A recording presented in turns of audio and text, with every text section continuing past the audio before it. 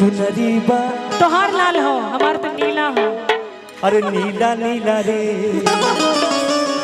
अरे गोरी तोरी चुनरी बा लाल लाल रे, रोड पे चले लू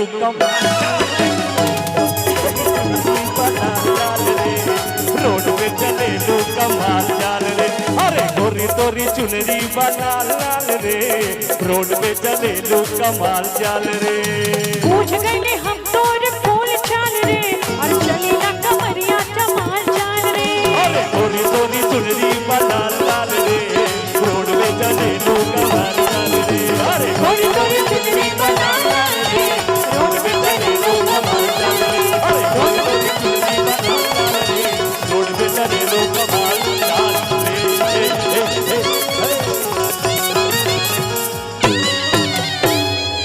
बहुत बहुत धन्यवाद। अच्छा लगे बा जोरदार ताली बजा दीजिए। और जिसकी याद में आप लोग दीवाने हो रहे हैं, उसको बार बार आंखों नजरों से देख रहे हैं और उनको नजर न लगे, क्योंकि वो जब आते हैं तो बज जाता है कईयों का बाजा। उनका नाम है गोलू राजा। आइए गोलू राजा जी, जोरदार ताली बजाइए। हेलो हेलो हेलो, थोड़ा साउंड दो। हेलो हेलो हेलो, अच्छा छोड़ दो, बैठे रहिएगा थोड़ी देर। प्रदीप भैया बोल रहे हैं, बस दो तीन मिनट बैठे। हेलो हेलो हेलो हेलो,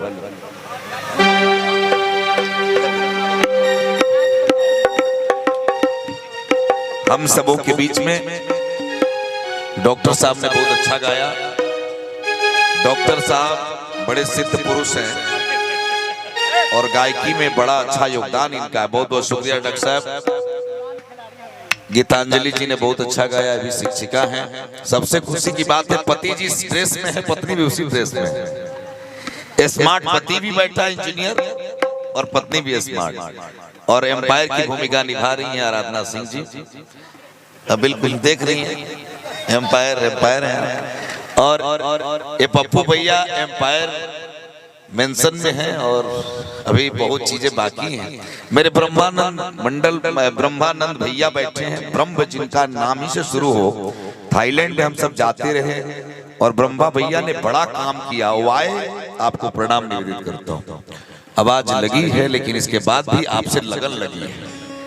चिट्ठियां चुन ली हमने और चिट्ठियां बोलने लगी। ऐसा एहसास वहीं पे होता है कि हम किसी शब्दों को चूमे और वो अंगार बन जाए, खिल जाए, कमल बन जाए, वो आपके नाक से प्रकट होता है। इसलिए आपको प्रणाम करता हूँ। मेरे भोजपुरी के बड़े उस्ताद, भोजपुरी जिनके श्वास में बसी है, भोजपुरी जिनकी आबरू है, भोजपुरी ओढ़ते हैं और भोजपुरी को ही बिछाते हैं। और जब वो चलते हैं तो फूल सा कोई थरथरा जाता है। मोहब्बत के आंगन में तुलसी का पौधा है, वो बट वृक्ष हो गया है। और यहाँ से यानी भोजपुरी समाज के लोगों को थाईलैंड में स्थापित करने की पहल जिस शख्सियत ने की है, उसका नाम है प्रदीप सिंह भोजपुरिया।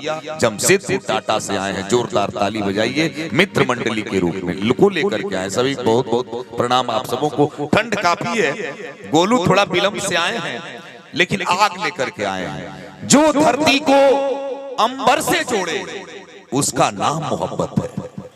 जो धरती से अंबर को जोड़े उसका नाम मोहब्बत है। जो शीशे से पत्थर तोड़े उसका नाम मोहब्बत है। ये रंग जब हरिवंश राय बच्चन के कलम में आई तो उन्होंने लिखा, रंग बरसे भींगे चुनर वाली। यही रंग जब आस्था के चौकट पे आई तो अनूप जलोटा साहब ने गाया, श्याम पिया मोरी रंग दे चुनरिया, ऐसी रंग दे की रंग नहीं छूटे रामा, धोबिया धोवे चाहे सारी उमरिया। यही रंग जब फिल्मी पर्दे पर आया तो सुनील दत्त साहब ने गाया, हुस्न और नूर की बारात किसे पेश करूं, ये मोहब्बत की हंसी रात किसे पेश करूं। यही रंग एक शायर के पास आया तो उसने कहा, इस रंग बदलती दुनिया में मैं रंग बेचता हूं। मेरे सुनील भैया आए हैं। जितने थाईलैंड में लोग जाते हैं, होटल मैनेजमेंट से लेकर के खाने की व्यवस्था करते हैं और पैसा भी शानदार देते हैं। कौन थाईलैंड में सफेद हाथी देखेगा, कौन पटाया जाएगा और कौन पटाया से वापस आएगा, और कौन क्या करेगा, सबकी खातिरदारी करने वाले मेरे अग्रज सुनील भैया। यहाँ भी आए तो पहले गाना बजाना, बाद पे नाश्ता मारना तो खत्म हो जाएगा।